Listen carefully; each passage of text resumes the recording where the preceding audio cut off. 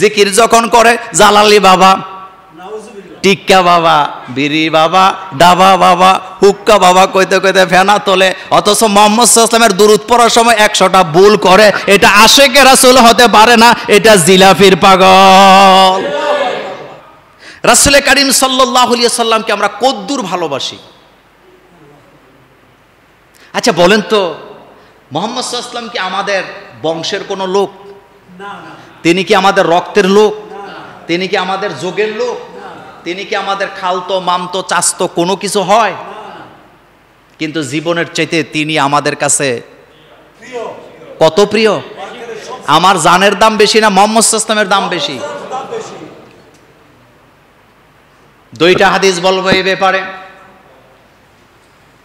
একটা হাদিস হযরতে আনাস রাদিয়াল্লাহু তাআলা আনহু বলেন, লা ইউমিনু আহাদুকুম হাত্তা আকুনা আহাব্বা ইলাইহি মিন ওয়ালিদিহি ওয়া ওয়ালাদিহি ওয়ান নাসি আজমাইন। তোমাদের মধ্যে কেউ মুমিন হতে পারবা না, কত বড় কথা। তোমাদের মধ্যে কেউ মুমিন হতে পারবা না যতক্ষণ পর্যন্ত তোমার ছেলে মেয়ে মা বাবা আত্মীয় স্বজন এমনকি পৃথিবীর সমস্ত মানুষের চাইতে আমি মুহাম্মদ সাল্লাল্লাহু আলাইহি ওয়াসাল্লাম তোমাদের কাছে বেশি প্রিয় না হব, তুমি মুমিন হতে পারবা না। একটু খেয়াল করেন তো, বলা হয়েছে লা ইউমিনু আহাদুকুম হাত্তা আকুনা আহাব্বা ইলাইহি মিন ওয়ালিদিহি ওয়া ওয়ালাদিহি ওয়ান নাসি আজমাইন।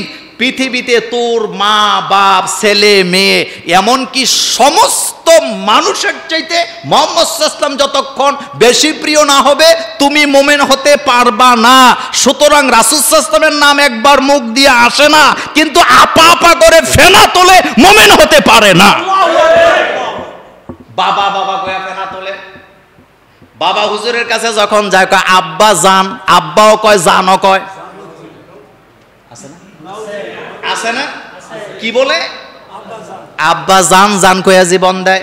জিকির যখন করে জালালি বাবা, টিক্কা বাবা, বিড়ি বাবা, ডাবা বাবা, হুক্কা বাবা কইতে কইতে ফেনা তোলে, অথচ মুহাম্মদ সাল্লাল্লাহু আলাইহি ওয়াসাল্লামের দুরূদ পড়ার সময় 100টা ভুল করে। এটা আশেকে রাসূল হতে পারে না, এটা জিলাফির পাগল।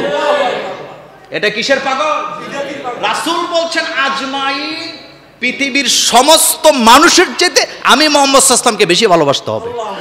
সুতরাং তোর বিবির চাইতে, মায়ের চাইতে, বাপের চাইতে, ছেলে মেয়ের চাইতে, নেতার চাইতে, নেত্রীর চাইতে, পীরের চাইতে, খাজা বাবার চাইতে, নিজের জীবনের চাইতে রাসূলুল্লাহকে বেশি ভালোবাসতে না পারলে মুমিন হতে পারে না, মুমিন হতে পারে না, মুমিন হতে পারে না। এটা কি মোল্লার কথা না আল্লাহর কথা? হযরতে ওমর রাদিয়াল্লাহু তাআলা আনহু বসা, রাসূলুল্লাহ সাল্লাল্লাহু আলাইহি ওয়াসাল্লাম বলতেছেন, ওমর তোমার জীবন তোমার কাছে বেশি প্রিয় না আমি মুহাম্মদ সাল্লাল্লাহু আলাইহি ওয়াসাল্লাম বেশি প্রিয়, তুমি কাকে বেশি ভালোবাসো? হযরত ওমর চিন্তা করে বললেন, হুজুর আমি তো আমার জীবনকে বেশি ভালোবাসি। আল্লাহর নবী বললেন তুমি মুমিন হতে পারবা না। এবার হযরত ওমর চুপ করে আছে। একটু পরে বললেন, ইয়া রাসূলুল্লাহ আমি অনেক চিন্তা ভাবনা করে দেখলাম, আসলে তো আমি আমার জীবনকে বেশি ভালোবাসি না, আমি তো আপনাকেই বেশি ভালোবাসি। রাসূল গো আমি তো আপনাকেই বেশি, কারণ আমি অঙ্ক করে দেখলাম আমাকে কেউ আঘাত করলে আমার দুঃখ লাগে না, আমার বংশের লোকদের উপরে কেউ আঘাত করলে আমার কষ্ট লাগে না, কিন্তু রাসূল গো আপনার ব্যাপারে কেউ মন্তব্য করলে আমি বরদাস্ত করতে পারি না। হযরত আবু বকর সিদ্দিক রাদিয়াল্লাহু তাআলা আনহু তিনি কি গরম মানুষ না নরম মানুষ? দুইজন ইহুদি রাস্তায় দাঁড়াইয়া রাসূল সাল্লাল্লাহু আলাইহি ওয়াসাল্লাম আর আল্লাহকে নিয়ে কোরআনকে নিয়ে সমালোচনা করতেছে। ইহুদিরা বলতেছে আকরিদুল্লাহ কারদান হাসানা, মুসলমান গরিব, মুসলমানের নবীও গরিব, মুসলমানের আল্লাহও গরিব। কারণ আল্লাহ মানুষের কাছে করজে হাসানা চাইছে, হাওলাত চাইছে। হযরত আবু বকর সিদ্দিক এটা শোনার পর একাই দুইজনে লাগাইছে মায়ের। একা একজনে দুইজনকে মারার সুবিধা একটু কম হয়, যখন মাইর লাগাইছে একটা দৌড় দিয়ে চলে গেছে, যেটা আসিল এটার ইচ্ছা মতো মারছে, মাইরা উনি চলে গেছে। এক ইহুদি আরেকটারে কান্দে নিয়ে রাসূল সাল্লাল্লাহু আলাইহি ওয়াসাল্লামের দরবারে গেছে। কারণ ইহুদি হোক, তারা জানে মুহাম্মদ সাল্লাল্লাহু আলাইহি ওয়াসাল্লামের কাছে ইনসাফ পাওয়া যায়। কথা কি ঠিক বললাম? সেম বাংলাদেশের অবস্থা। যত রাজনৈতিক দল আছে সবাই জানে ইসলাম ক্ষমতায় আসলে চুরিদারি সব কি হবে। বিচারের জন্য মুহাম্মদ সাল্লাল্লাহু আলাইহি ওয়াসাল্লামের কাছে গেছে, যাইয়া রক্তাক্ত অবস্থায় একটার আরেকটা কান্দে নিয়ে কয়, মুহাম্মদ সাল্লাল্লাহু আলাইহি ওয়াসাল্লাম, আপনার আবু বকর আমার বন্ধুরে মাইরা এই অবস্থা করছে। রাসূল সাল্লাল্লাহু আলাইহি ওয়াসাল্লাম বললেন, উমরের কথা বললে বিশ্বাস করা যাইতো, এমন একজন ব্যক্তির নাম বলছে যে কোনোদিন মারামারিতে। রাসূল বলতেছে, তোমরা কি আমার আবু বকরকে চিনো? কয়, হ্যাঁ হুজুর চিনি, আপনার আবু বকর এই কাজ করছে। আল্লাহ রাসূল দুইজনকে পাঠাইছে, আবু বকরকে নিয়ে আসো। দুইজন যে আবু বকরকে আনতেছে, হযরত আবু বকর সিদ্দিক কাছাকাছি আইসা দেখে একটা বসা আর একটা দাঁড়ানো।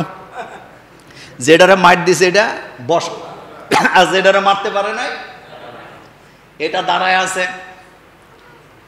হযরত আবু বকর সিদ্দিক মনে মনে ভাবলেন, তারে তো দিতে পারি নাই, তো তারে কয়টা দেই। তিনি এভাবে করে জামার আস্তি টান মারছে, যখন টান দিছে হেতে দিছে দৌড়।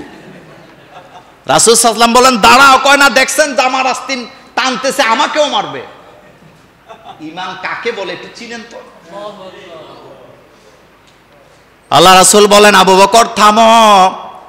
আবু বকর বললেন, ইয়া রাসূলুল্লাহ, থামবো, কোনো আপত্তি নাই, একটা সুযোগ দেন, তারে দিতে পারি নাই, জিদরা এখনো রয়ে গেছে, তার উপরে বাকিটা মিঠাই দিতে চাই। রাসূল বলেন, স্টপ, থামো, একজনকে মারলা আবার আরেকজনকে মারতে চাও।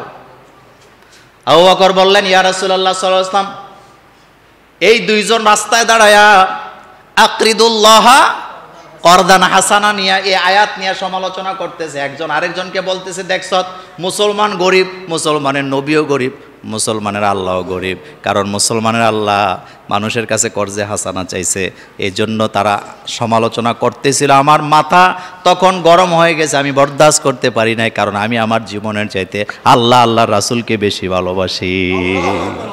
তো হুজুর একটু সুযোগ দেন।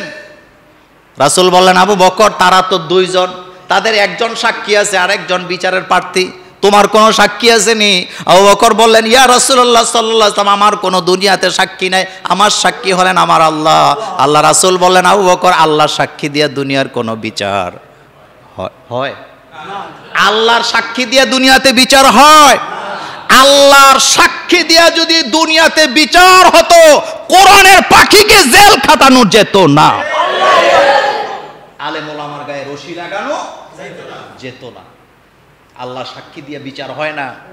আবু বকর বললেন, ইয়া রাসূলুল্লাহ সাল্লাল্লাহু আলাইহি ওয়াসাল্লাম, আল্লাহ সাক্ষী দিয়া যদি বিচার না হয় আমার কোনো আপত্তি নাই, আপনি বিচারে যা রায় দিবেন তাই আমি মেনে নেব।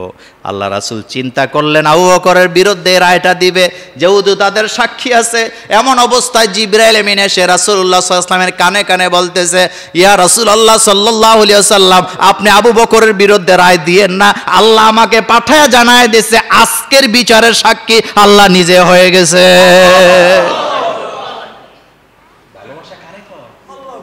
ভালোবাসা কারে কয়? জালালি বাবার জন্য যত মহব্বত, আমার মুহাম্মদ সাল্লাল্লাহু আলাইহি ওয়াসাল্লামের জন্য তত মহব্বত নাই।